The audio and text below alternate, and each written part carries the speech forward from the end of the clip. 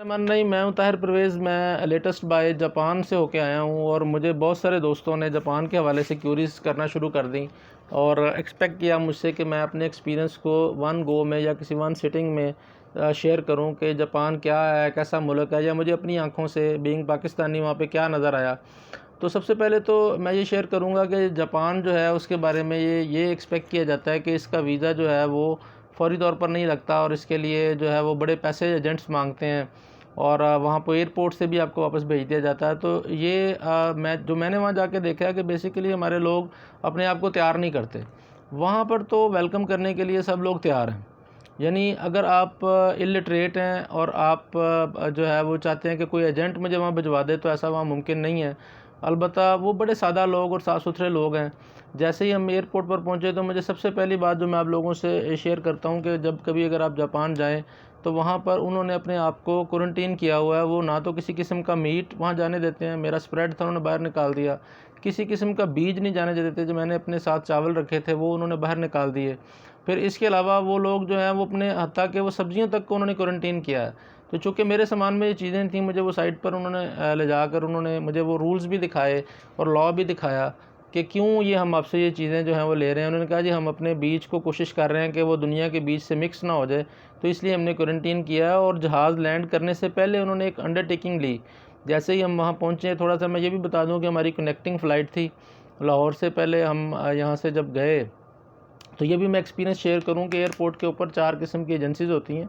Civil aviation अलहदा से बैठी है, वहाँ पर एंटी नारकोटिक्स फ़ोर्स अलहदा से बैठी है, वहाँ पर एफआईए अलहदा से बैठी हुई है और फोर्थ वन जो था वो मुझे याद नहीं आ रहा कि एएसएफ वाले, वो एएसएफ वाले अलहदा से बैठे हैं। तो ये इन सब के ये एक दूसरे से अलहदा हैं सारे।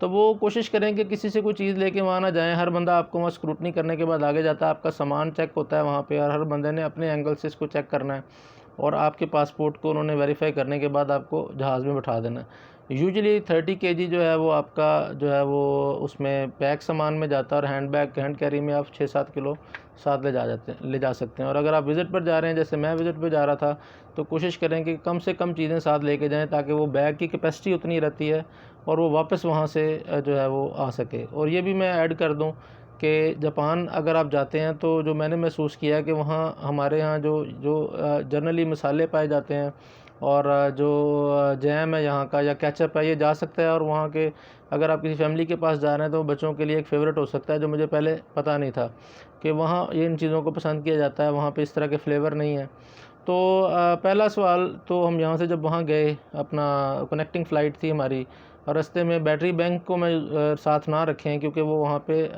थाईलैंड में एक मखसूस जो है वो साइज़ से बड़े वो जो था उसको पावर बैंक को वो निकाल रहे थे। पानी की बोतलें साथ नहीं ले जाने दे रहे थे। तो ऐसी चीज़ें साथ ना रखें जो इल्लीगल हैं। उसके बाद जैसे हम वहाँ उतरे हैं तो वहाँ पर कोई इतना चेक नहीं था सामान और वहाँ से हम जापान पूरा एक्सेसिबल है। जापान जो है उसके अंदर एक ख़ुसूसियत मैंने देखी कि वहाँ पर वो बिल्कुल पाकिस्तान जैसा है। यानी उसमें कोई ऐसी चीज़ नहीं थी जिससे मुझे हैरान कर दिया हो कि जी ये तो पाकिस्तान में कभी देखा ही नहीं।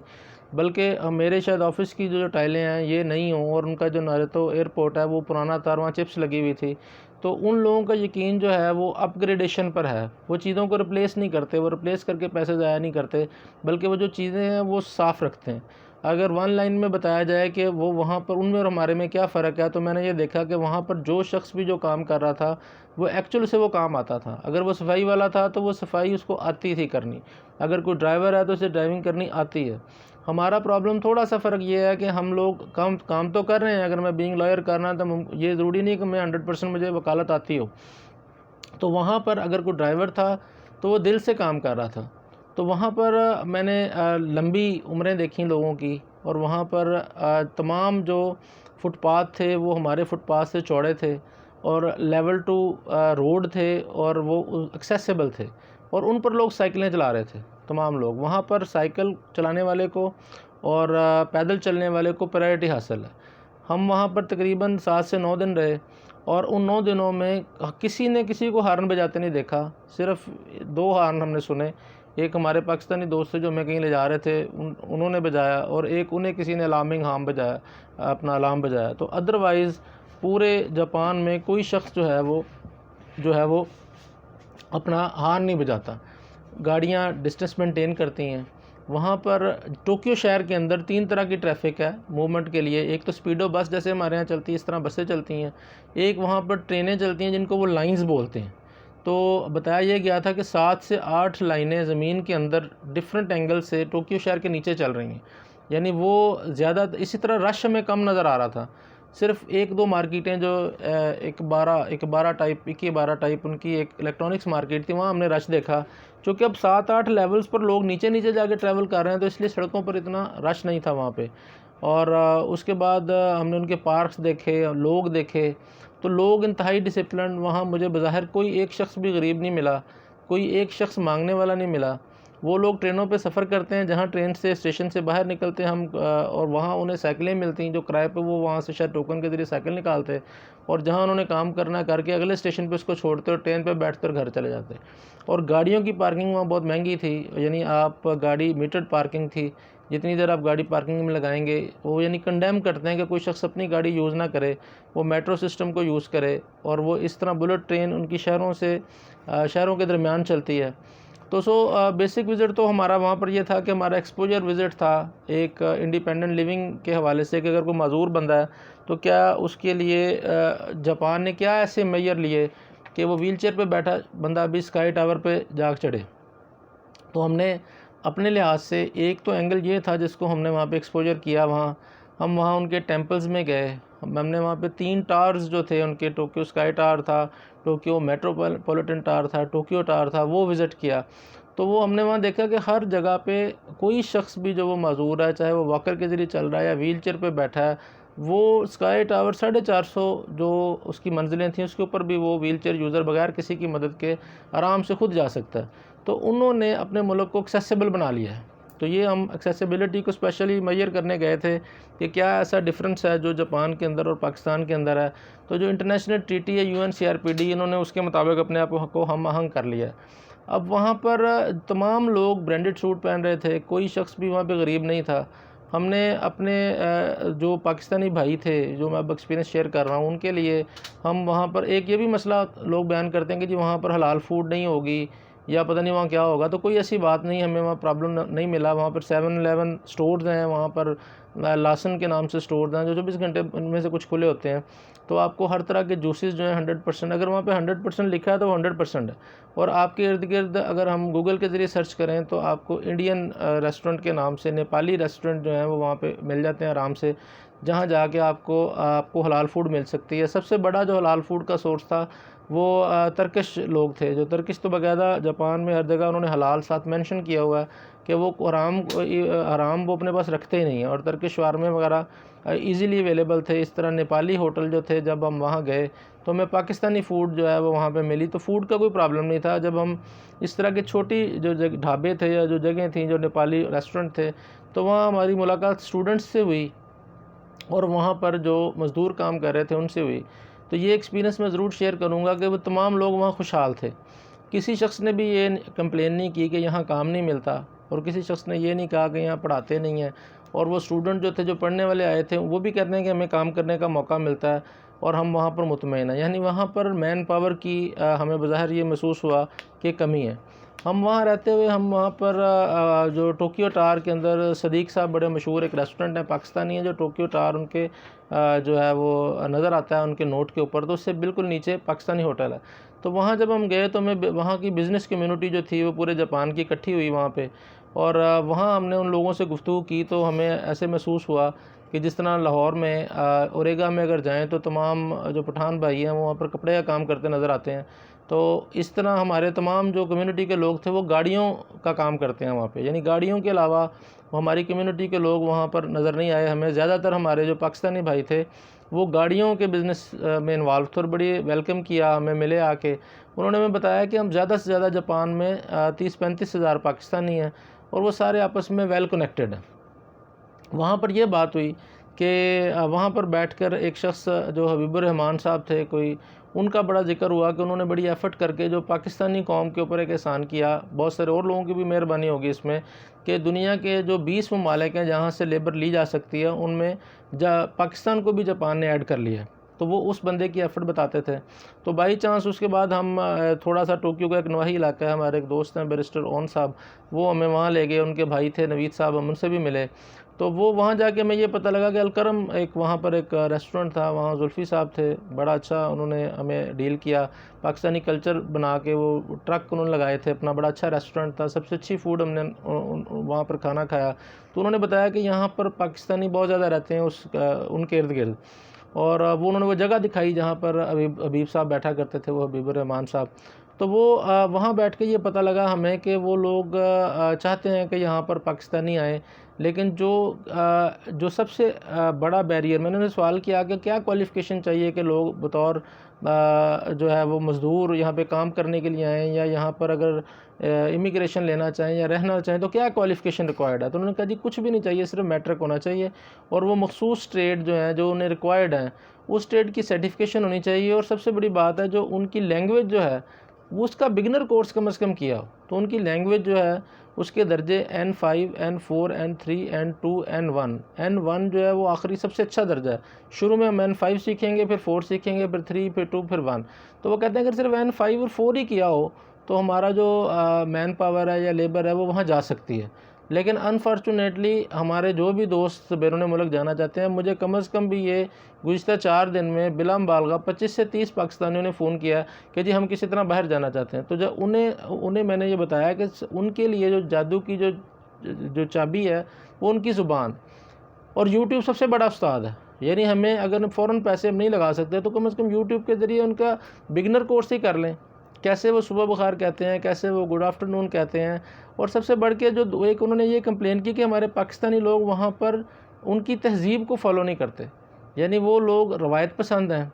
यानी हमने ये सीखा कि अगर आप उनके घरों में जाते हैं तो अपने घरों में जो घर का मालिक है वह जूते घर के बाहर घर की तरफ मुँह करके उतारेगा, और जो विज़िटर है वही जूते वो बाहर की तरफ मुँह करके रखेगा। ये देखने में हमें छोटी बात लगी, ये कौन सी बात है, लेकिन वो लोग जो अपनी रवायतों से जुड़े हैं वो कहते हैं कि हमें ऐसा बंदा चाहिए जो हमारे जापान में आए, जो ना सिर्फ ज़ुबान बोले और ना सिर्फ वो अपने ट्रेड और काम को समझता हो। हत्ता कि उन्होंने कहा कि जो बड़ी गाड़ियों के ट्राले जो चलाने वाले लोग हैं वो कम से कम पाकिस्तानी महाना 10 लाख से उनकी तनख्वाह स्टार्ट होती है। और हमें तो वो कहते हैं, और इसी तरह नवीद साहब हमें मिले जिनके पास लाइसेंस था, और वो गुजरांवाला में अपना इंस्टीट्यूट भी चला रहे थे, और लाहौर में वो प्लान कर रहे थे। उन साहब के भाई थे, वो उधर वहाँ पर PhD डॉक्टर थे, और उनसे भी मुलाकात हुई जो है वो जापान के नवाही इलाके में। तो उन्होंने बताया कि हमें तो लेबर ही नहीं मिल रही पाकिस्तान से, पाकिस्तान में हमें अप टू रिक्वायर्ड स्टैंडर्ड लोग नहीं मिल रहे, वरना तनख्वाहें माकूल हैं वहाँ पे। तो वो हमें जो गेटवे है, चाहे आप कहीं जॉब में बैठे हैं, चाहे आप कहीं दूर दराज किसी गांव में बैठे हैं, तो यूट्यूब पे आप बिगिनर लैंग्वेज सीखें, और जब देखें कि थोड़ी बहुत समझ आने लग गई है तो करीबी किसी इंस्टीट्यूट से सबसे पहले वो जाके थोड़ी बहुत उसकी उसको अपनी उस सीखी हुई ज़ुबान को रेगुलराइज करें, और जो उनका N5 टेस्ट है उसको टेस्ट दें, और 4 को टेस्ट दें। कम से कम आप लाइन में तो लगे ना। यानी जापानीज़ हर शख्स को अलाउ करते हैं, लेकिन कोई पर्पसफुल बंदा हो। ऐसे नहीं है कि ये सब फ्रॉड है कि अगर कोई शख्स आपको कहे कि मुझे 20 लाख दे दो, 50 लाख दे दो, 1 करोड़ दे दो, मैं आपको वहाँ ले जाऊँगा, ये सब फ्रॉड है। तो जो लीगलाइज तरीक़ाकार है, जो सीधा सीधा तरीक़ाकार है, जिन ट्रेड्स में वो अलाउ करते हैं कि आप आ जाएँ, तो आप उसमें पढ़ के चले जाएँ। तो मैं आपसे ये शेयर कर रहा था कि हम वहाँ से उनसे मिले, जो पाकिस्तानी कम्युनिटी थी वो चाहती है कि यहाँ पर लोग आएँ और डिफरेंट किस्म के बिज़नेस करें। उसके बाद मैं यहाँ पे ज़रूर ज़िक्र करूँगा इब्रार साहब का। तो वो वहाँ से हमें इब्रार साहब थोड़ा दूर ले गए, सेंडाई एक इलाका था सेंडाई, वो फुकुशिमा से आगे था। तो वहाँ जब हम गए हैं तो वो बिल्कुल हमारे नथिया गली जैसा इलाका था, लेकिन नथिया गली बहुत ऊंचा है, लेकिन वो उसी तरह वो पोटो टाइप था, ऊंचा नीचा था, और वो कंट्री साइड थी। तो वहाँ हमने गाड़ियों के यार्ड देखे। तो इब्रार साहब की फ़ैमिली के साथ इंटरेक्शन हुआ तो हमें ये देख के पता लगा, बड़ी खुशगवार रहते हुई, कि वो बिल्कुल एक इस्लामी माहौल में रह रहे थे। बल्कि ये जो सबसे बड़ा मसला लोग अक्सर बाहर जाने वाले बयान करते हैं कि जब हमारे बच्चे बड़े होते हैं तो वहाँ के कल्चर से मुतासर हो जाते हैं, और वो इर्द गिर्द जिस तरह यूरोप के अंदर या अमेरिका के अंदर वो उन्हें कंट्रोल करना मुश्किल हो जाता है। तो जापान के अंदर हमें उनके कल्चर में बज़ाहिर कोई ऐसी बुराई नज़र नहीं आई कि जिनको बाहर से कोई अडाप्ट करके आएगा और आपके बच्चे ख़राब हो जाएंगे। और घर के अंदर उन्होंने अपने बच्चों को उसी तरह इस्लामी माहौल दिया हुआ था, इस्लामिक सेंटर्स में वो जा रहे हैं, उनकी जो बेगम थी वो बड़ी मतलब फ्रेंडली थी, और वो उसी तरह ही जैसे पाकिस्तान में लोग रहते हैं, जो हमारे अपना आम हमारा इस्लामी कल्चर है उसके मुताबिक वो लिव कर रही थी। तो वो वहाँ रहकर वो उन्होंने ये भी ऐड किया कि आप जापान के किसी कोने में चले जाएं, आपको हर ब्रांड हर जगह पर हर हर हर वहाँ का जो गांव है या हर टाउन है उसके पास मिलेगा। हमने विज़िट भी किया उनके साथ जाके, उन टाउन्स को भी देखा। तो ये जो चीज़ हमें वहाँ नज़र आई वो ये है कि बेसिकली जो हमारे लोग हैं उनमें कमज़ोरी है। वो जापान पाकिस्तानियों को वेलकम करने को तैयार है। लैंग्वेज बैरियर को हमें, जहाँ हमारे बच्चे 95% मेडिकल में ले रहे हैं, नंबर ले रहे हैं, साइंस में ले रहे हैं, और उसमें ले रहे हैं अपना इंजीनियरिंग के लिए नंबर ले रहे हैं, तो वो इन लैंग्वेजेस पे क्यों तवज्जो नहीं देते। मतलब वहाँ पे हम स्कॉलरशिप के हवाले से भी मेरी कुछ लोगों से मुलाकात हुई, तो जैपनीज़ लैंग्वेज जापान में हमें स्कॉलरशिप मिलता है, पाकिस्तानी स्टूडेंट्स को अंडर ग्रेजुएट प्रोग्राम में भी मिलता है और PhD में भी मिलता है। तो वो देखें ज़ुबान पे वो फोकस करते हैं, तो हमें ज़ुबान उनकी सीखनी चाहिए। तो जापान रहने के लिए बहुत खूबसूरत जगह है, जापान रहने के लिए बड़ी साफ़ सुथरी जगह है। जापान में मुकम्मल तौर पर हमें क्लीन लोग मिले, कोई शख्स वहाँ गंदा नहीं था, मतलब लोगों की आंखों में हमने हया देखी, हमें किसी की आंखों में कोई ऐसी बुराई नज़र नहीं आई। और हमें तो ये लगा कि जैसे हम बिल्कुल जो है वो हमारे लिए तो बतौर मुस्लिम मक्का मदीना के बाद तो मुझे ये लगा कि जापान शायद उस तरह के स्टैंडर्ड मेंटेन करने की कोशिश कर रहा है कि जो हम आइडियलाइज़ करते हैं इस्लामिक हवालों से। कुछ चीज़ें हमें उनमें ऐसी नज़र आईं जहाँ वो ऑर्थोडॉक्स थे, कि मतलब वो उसमें था कि जब हम उनके टेंपल्स में गए तो वो उसी तरह ही वो जैसे यहाँ पर लोग सुपरस्टिशियस हो के सिक्के फेंक रहे हैं और वो विशेज़ अपनी जो है वो दरख्तों के साथ वो धागे लगा रहे हैं, वहाँ कागज़ लगा रहे थे। तो कुछ चीज़ें उनमें ऐसी नज़र आईं, मसलन वहाँ पे मतलब उनके माशरे में शराब जो है आपको स्टोर्स पे मिल रही है, जो यहाँ हमारे यहाँ नहीं है, लेकिन वो किसी को ज़बरदस्ती तो नहीं हाथ में पकड़ा रहे कि ले जाओ साथ। तो ये सारा वो एक्सपीरियंस था जो मैंने अभी जापान में जाके देखा। तो बहुत सारे मुझसे जो इंडिविजुअल लोग क्वेश्चन कर रहे थे, तो मैंने इसलिए एक छोटा सा व्लॉग बनाया कि जापान जो है वो वेलकम करने के लिए तैयार है। 2030 तक वो लिमिट दे चुके हैं कि इतने ज़्यादा हमें यहाँ पर बंदे चाहिए, और वो वेलकम कर रहे हैं। और सिर्फ हमें फ़ौरी तौर पर चाहिए कि हम कोई भी डिग्री ले रहे हैं, कोई भी सर्टिफिकेट ले रहे हैं, तो साथ जापानीज़ लैंग्वेज अपने तौर पर सीखना शुरू कर दें और कोशिश करें कि उसकी वो सर्टिफिकेशन हासिल कर लें। और जो उनको बंदा चाहिए, हत्ता कि वहाँ हलाल फूड का प्रॉब्लम, अगर हम हलाल फूड का, मैंने VTI कोर्स करा रही है, तो हम अपनी सर्टिफिकेशन लें, अपनी आम तालीम के साथ अपनी स्किल्स और लैंग्वेज पे फोकस करें, और अल्टीमेटली जो लोग वहाँ जाना चाहते हैं वो जायज़ तरीके से वहाँ जा सकते हैं, लेकिन जो तरीक़ाकार है वो उसको फॉलो करें। Thank you very much.